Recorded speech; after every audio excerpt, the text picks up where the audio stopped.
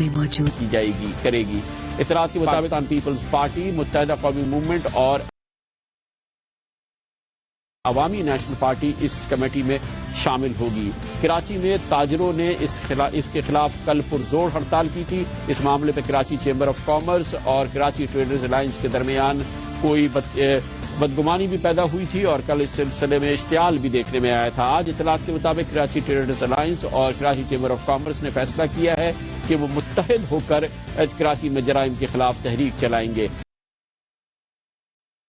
कराची में जराइम की इस वबा के खिलाफ, भत्ता माफिया के खिलाफ कराची के ताजिर और शहरी क्या कार्रवाई करेंगे और किस तरह से कर सकते हैं, ये हम पूछेंगे कराची की तिजारती हलकों के एक मोतबर और मारूफ शख्सियत जनाब अकील करीम रेड्डी से। जी अकील करीम रेड्डी साहब, फरमाइएगा कि जराइम की सूरत हाल कितनी खराब है और कराची के ताजिर अब मिल रहे हैं, सियासी जमातें मिल रही हैं और पुलिस, ये मिल के इस वबा से कैसे छुटकारा हासिल कर सकते हैं? कराची में जो बढ़ते हुए जराइम और जो भत्ता माफिया और जो मुख्तलिफ किस्म के जो बिजनेस कम्युनिटी और कराची के रहने वालों को जो थ्रेट्स हैं, मैं समझता हूं इस इशू को रिजॉल्व करने की जरूरत है और इसको रिजॉल्व करने के लिए गवर्नमेंट, अपोजिशन, MQM, कोalition गवर्नमेंट, इन सबको मिलजुल के फैसला करना होगा क्योंकि ये कंट्री इंटरेस्ट है और सिटी इंटरेस्ट है और इसको हर सूरत में रिजॉल्व करने की जरूरत है। ये कराची सिटी जो 2 करोड़ लोगों पे मुश्तमिल है और इसमें जो सिक्योरिटी के इंतजाम हैं, मैं समझता हूं शहर के निस्बतन वो काफी कम है।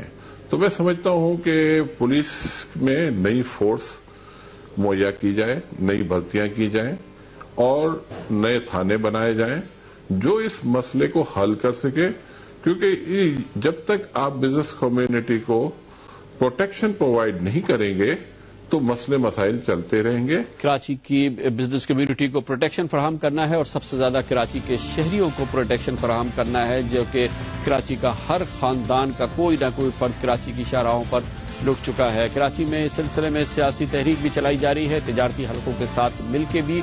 इस दौरान कुछ नाखुशगवार वाकयात भी सामने आए हैं। कराची के कुछ इलाकों से ये इत्तलात आई हैं कि कराची में चंदा वसूल किया जा रहा है और इसके लिए कुछ लोग नाम ले रहे हैं मुत्तहिदा कौमी मूवमेंट का और कहते हैं कि वो लाहौर में होने वाले जलसे के हवाले से चंदा वसूल कर रहे हैं, जो कि अभी इसकी मुकम्मल तौर पर तस्दीक नहीं हुई है, लेकिन पूरी सूरत हाल की आगाही हासिल करेंगे और इसके लिए लाहौर से हमें ज्वाइन करेंगे मुत्तहिदा कौमी मूवमेंट के मुमताज सीनियर रहनुमा जनाब हैदर अब्बास रिजवी। बहुत बहुत शुक्रिया हैदर अब्बास रिजवी साहब। आप बताइएगा कराची की जराइम की सूरत हाल के हवाले से जो अब नई सूरत हाल पैदा हुई है, जिसमें 3 जमातों की एक कमेटी भी बनाई है, लेकिन मुत्तहिदा कौमी मूवमेंट ने 2 दिन का टाइम भी दिया था हुकूमत को कि इस सिलसिले में बराह रास्त और मुकम्मल और रास्त कार्रवाई की जाए। इसका कुछ नतीजा सामने आया है? इस सिलसिले में क्या पेशरफ्त हो रही है? कामरान खान साहब, कोई बहुत ज्यादा सूरत हाल तो बेहतर नहीं हुई और अगर सूरत हाल बेहतर होती तो जैसा कि आपने शुरू में फरमाया था कि उसका नतीजतन तो ये सूरत हाल सामने आई कि शेरशाह की कबाड़ी मार्केट पर एक बार फिर धावा बोला गया और वहां के जो छोटे दुकानदार हैं, छोटे ताजिर हैं, एक बार फिर उनमें खौफ और हरास फैलाकर जबरदस्ती उनसे जबरी भत्ता वसूल कर लिया गया। और अगर कोई सूरत हाल इम्प्रूव होती तो शायद इन तमाम वाकयात कराची में ना होते, मगर बदकिस्मती से ऐसी कोई बहुत ज्यादा इम्प्रूव सूरत हाल अभी तक देखने में नहीं आ रही। गो के MQM ने भरपूर तौर पर ताजिर बरादरी की सपोर्ट का ऐलान किया, उनकी हड़ताल को भी सपोर्ट किया और जाहिर है कि सूरत हाल में MQM खामोश नहीं रह सकती। एक ऐसी सूरत हाल में कि जब 85% वोटर MQM के सूरत हाल से नुकसान उठा रहे हों और जो सूरत हाल भत्ते के हवाले से बन रही है, जो अगवा बराए तावान की सूरत हाल है, इंडस्ट्रियलिस्ट ताजिरों सनतकारों को जो सनती अमन चाहिए, जो तिजारती अमन चाहिए, वो लगता ऐसा है कि जैसे हुकूमत की मुजरिमाना गफलत है इस तरफ और एक ऐसी सूरत हाल की तरफ कराची जा रहा है जहां कारोबार करना बहुत मुश्किल हो रहा है। रिजवी साहब, इसी दौरान कुछ नाखुशगवार वाकयात की इतलात सामने आ रही है। कराची में कुछ मार्केटों में कुछ जगहों पे ट्रैफिक रोक के लड़के कहते हैं कि वो चंदा वसूल करना चाहते हैं MQM के नाम पर और कहते हैं कि वो लाहौर में होने वाले जलसे के हवाले से चंदा जमा कर रहे हैं। हमें यकीन नहीं है पूरी तौर पर, ना इंडिपेंडेंट इस बात की तस्दीक है कि कितनी MQM की बाकायदा ये एक तहरीक का हिस्सा है। آپ کو اس کی معلومات ہے اور اس سلسلے میں آپ کراچی کے عوام کو ایم کیو ایم کی طرف سے کیا پیغام دینا چاہیں گے؟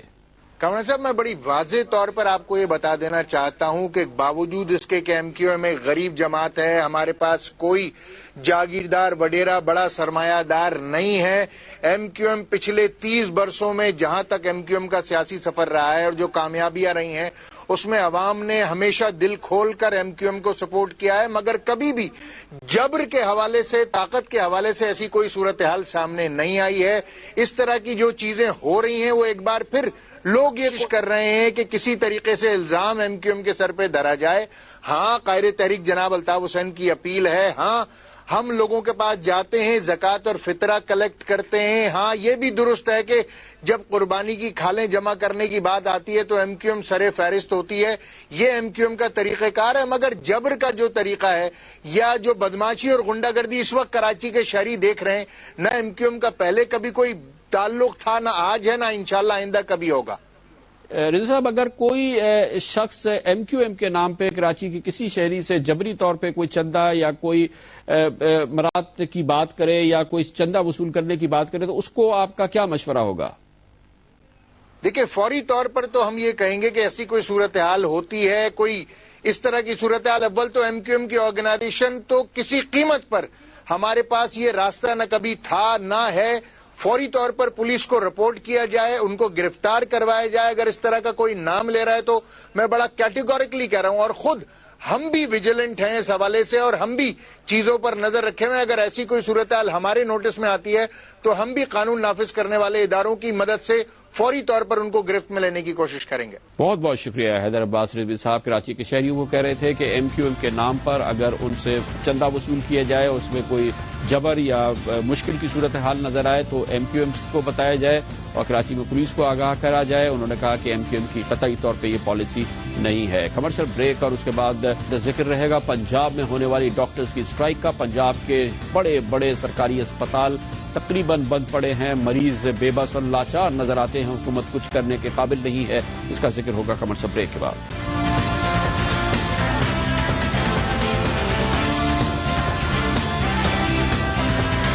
پنجاب کے سرکاری اسپتالوں میں کام کرنے والے ڈاکٹرز، خاص طور پہ جونیئر ڈاکٹرز کی اسٹرائک جاری ہے، مگر اس کا اثر پنجاب کے ان ہزاروں غریب مریضوں پہ پڑتا ہے جو سرکاری اسپتالوں سے رجوع کرتے ہیں اور علاج معالجے کی صورت حاصل کرتے ہیں۔ لیکن پنجاب کے اسپتال اس وقت مفلوج نظر آتے ہیں، خاص طور پہ بڑے شہروں کے بڑے ہسپتال۔ اس وقت پنجاب میں تقریباً 14 بڑے اسپتال ہیں، جس میں 7 سے بڑے سرکاری اسپتال شامل ہیں، اس میں 10,000 ڈاکٹرز اسٹرائک پر ہیں۔ ایمرجنسی کے شعبوں میں مریضوں کی دیکھ بھال انتہائی محدود طریقے سے ہو رہی ہے اور یہی وجہ ہے کہ ایمرجنسی میں اب غریب مریضوں کے پاس کوئی راستہ سمجھ میں نہیں آتا، کیونکہ سرکاری اسپتالوں میں یہ بہت محدود طریقے پر، بہت محدود پیمانے پہ ایمرجنسی میں مریضوں کو دیکھا جا رہا ہے۔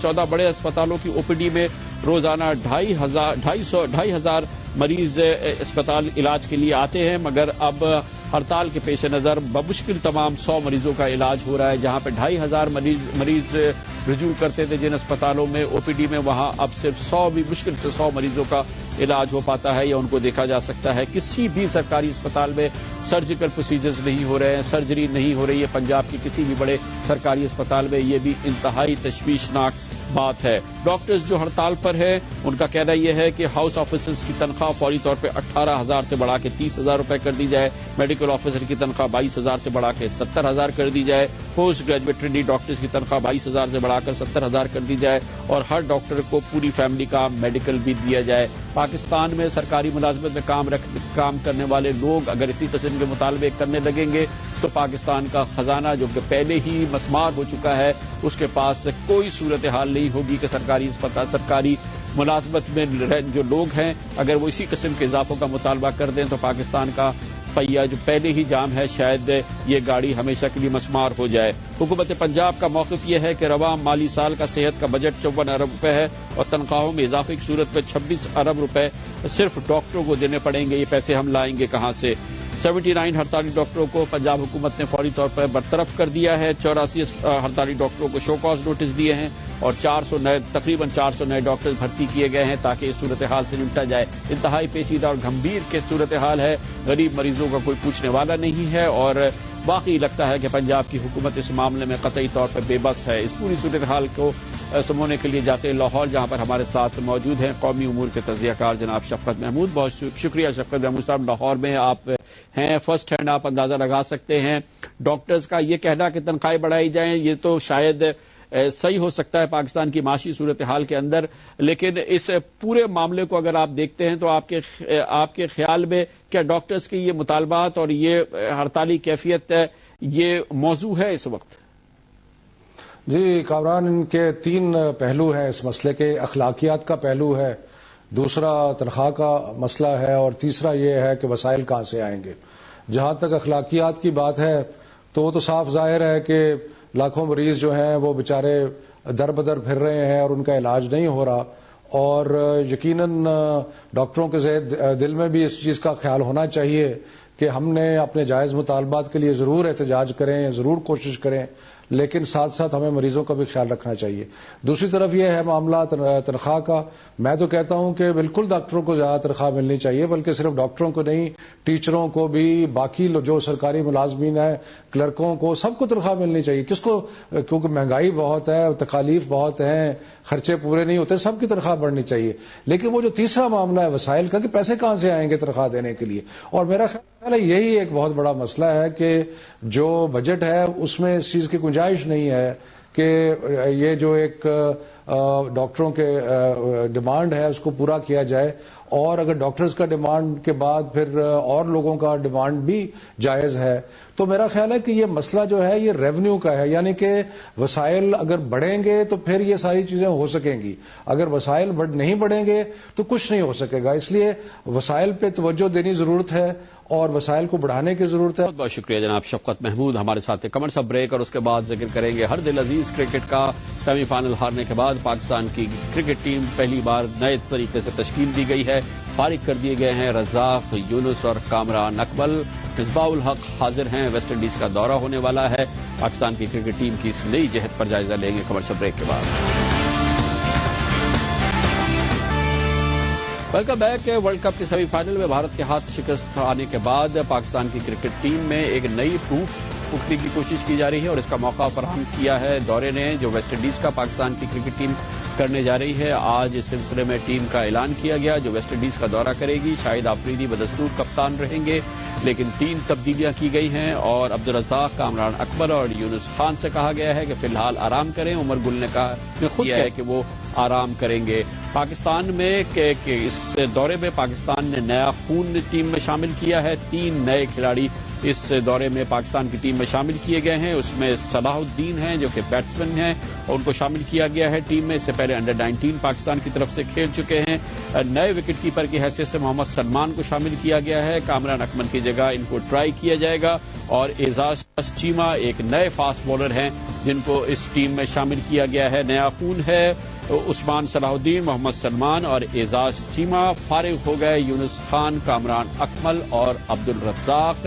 سیمی فائنل کے بعد پاکستان کا پہلا دورہ اور پاکستان کی کرکٹ اب کس سمت آگے بڑھے گی، یہ پوچھنے کے لیے اسٹوڈیوز میں ہم نے دعوت دی ہے کرکٹ امور کے ممتاز ایکسپرٹ اور پاکستان کے سابق ممتاز ٹیسٹ پلیئر جناب سکندر بخش سے۔ بہت بہت شکریہ سکندر بخش صاحب۔ ضرورت تھی کہ رزاق، کامران اکمل اور یونس خان، اب ہم نے ان کو خدا حافظ ہی کہہ دیا، یا یہ کہ اب بھی ہماری ہمت ہاری نہیں، اور آپ کے خیال میں ہو گئی ان کی کرکٹ بہت؟ نہیں ایسی بات نہیں کامران صاحب، جو سیمی فائنل ختم ہوا تھا ہم نے یہ ذکر کیا تھا کہ جو سینئر کھلاڑی ہیں ان کو دیکھیں پوری دنیا میں ایک روٹیشن پالیسی اڈاپٹ کی ہوئی ہوتی ہے، جس میں player like Ricky Ponting, player like Clarke, Michael Clarke وغیرہ، ان لوگوں کو ریسٹ دیا جاتا ہے، اور نئے لڑکوں کو چانس دیا جاتا ہے۔ اس کا 2 مقصد ہوتے ہیں، ایک تو ان کو ریسٹ ملے، دوسرا یہ کہ آپ کی جو بینچ ہوتی ہے، آپ کی جو بیک ہوتی ہے وہ اسٹرانگ ہوتی چلی جائے۔ جب تک آپ کسی بچوں کو موقع نہیں دیں گے، نئے لڑکوں کو، تو آپ کو اپنی بیک اسٹرانگ نہیں ہوگی۔ تو میرے یہ کہنا تھا جب یہ سیمی فائنل کے بعد کہ کامران اکمل تو بیچارے ان سے کیپنگ اچھی نہیں ہو رہی تھی، تو ان کو تو مطلب ریٹائرمنٹ لے لینی چاہیے۔ باقی مصباح، رزاق، یونس کو چاہیے take a break from one day cricket, اور وہ ٹیسٹ کرکٹ کے ابھی بھی بہت اچھے پلیئر ہیں، ان کو اس میں بریک لینا چاہیے۔ تو میں نہیں سمجھتا کہ یونس خان کی کرکٹ ابھی ختم ہو گئی. He can make a come back into test cricket. اسی طرح رزاق کا بھی بات ہے, مگر جہاں تک کامران اکرم کی کیپنگ ہے وہ طرح سوالیہ نشان. اچھا, مصباح الحق نے نہ خود ریسٹ کرنے کا فیصلہ کیا, نہ ہی بورڈ نے ان کو کرانے کا فیصلہ کیا. آپ کے خیال میں مصباح ابھی چلتے رہنے چاہیے؟ نہیں, مصباح کو دیکھیں ٹیسٹ کرکٹ کے کپتان ہیں, ان کو کپتان ہی رہنا چاہیے. مگر ون ڈے کرکٹ جو شارٹ ورژن ہے ہماری کرکٹ کا, ون ڈے ہوئے 2020, اس میں سے ان کو میں سمجھتا ہوں, جس طرح کہ ابھی کئی کرکٹرز ہیں جنہوں نے اپنے آپ کو وڈرا کر لیا. ٹنڈولکر کئی دفعہ نہیں کھیلتے, تو اس طرح ان کو بھی ریسٹ لے لینا چاہیے تاکہ نئے لڑکے آ سکیں, اس لیے کہ کرکٹ بہت فاسٹ ہوتی ہے. You need energy, you need strong legs. تو اچھا, جب نئے کھلاڑی آپ شامل کر رہے ہیں, اس کے ساتھ آپ ایسے کھلاڑی بھی شامل کر رہے ہیں جو 30 سال کی عمر سے بھی آگے چلے گئے ہیں, مڈ میں جا رہے ہیں, لیکن اس کے باوجود آپ ان کو, کیا یہ دورہ آپ کو موقع فراہم نہیں کر سکتا تھا کہ جتنا آپ نیا خون ٹرائی کر سکیں وہ کریں؟ I totally agree with you. جو میں آج جو بھی میں بات کر رہا ہوں, میں صرف یہی بات کر رہا ہوں کہ we should have a policy, کہ ہماری کیا اسٹریٹجی ہے, ہمارا کیا کرائٹیریا ہے to select a Pakistan team. جو ٹیم ابھی انہوں نے سلیکٹ کی, اس سے فیوچر میں پاکستان ٹیم کو فائدہ نہیں ہو رہا. جس طرح آپ نے کہا, اس میں 2 یا 3 لڑکے ایسے ہیں جو 30 سال کے اوپر کے ہیں. جب 30 سال کے لڑکے, اگر 30 سال کے لڑکوں کو لینے, تو میرے پاس لسٹ ایسے لوگوں کی ہے کہ جو پچھلے 4 سال سے رنز کر رہے ہیں. They have been dropped. جو لڑکا سلمان نے انہوں نے وکٹ کیپر لیا ہے, سب سے مزے کی بات یہ ہے کہ پنجاب اس کو نہیں کھلاتا. یہ سوچنے کی بات ہے, یعنی کہ آپ میٹرک نہیں کر رہے ہیں مگر آپ کالج میں ایڈمیشن لے رہے ہیں, تو جب آپ کو پنجاب ہی نہیں کھلاتا تو آپ پاکستان میں کیسے کھیل سکتے ہیں؟ مطلب ایک کرائٹیریا تو نہیں سوچنے. اچھا, فرمائیے گا کہ اب گزر گئے, ہفتہ کے قریب ہو گیا, ہفتے سے زیادہ ہو گیا, سیمی فائنل کو ہارے ہوئے, اب آپ لیٹ بیک ویو لیتے ہیں, تو آپ کو لگتا ہے, اب بھی لگتا ہے کہ ہم یہ, جیسے بعض ہمارے پاکستانی سمجھتے ہیں کہ یہ میچ ہم بآسانی جیت سکتے تھے, آپ کو لگتا ہے ہم بآسانی جیت سکتے؟ بالکل جیت سکتے تھے, اس لیے کہ ٹارگٹ آسان اتنا مشکل نہیں تھا. 44 for 1 تھے, تو 44 for 1 چیسنگ 260 ہمارے کرکٹ کے حساب سے بالکل ایک نارمل پوزیشن تھی جس میں آپ میچ بنا سکتے تھے. مگر کچھ ایسی غلطیاں ہو گئی ہیں جس میں کچھ غلط شاٹ, جیسے حفیظ غلط شاٹ کھیلے, اور ہمارے 2 مڈل آرڈر کے بیٹسمین بہت زیادہ سلو کھیل گئے. سلو کرنے کے بعد ریکوری نہیں ہو سکی, تو وہ فیکٹر ایسا آ گیا جس کی وجہ سے ہم یہ میچ آ گیا. ادروائز میں سمجھتا ہوں کہ میچ ہم جیتا جا سکتا تھا. بہت بہت شکریہ جناب سکندر بخت ہمارے ساتھ ہے. اس کے ساتھ ہی ہمارے آج کے پروگرام کا اختتام ہوتا ہے. کل آپ سے پھر ملاقات ہوگی. کل تک کے لیے کامران خان کو اجازت. اللہ حافظ.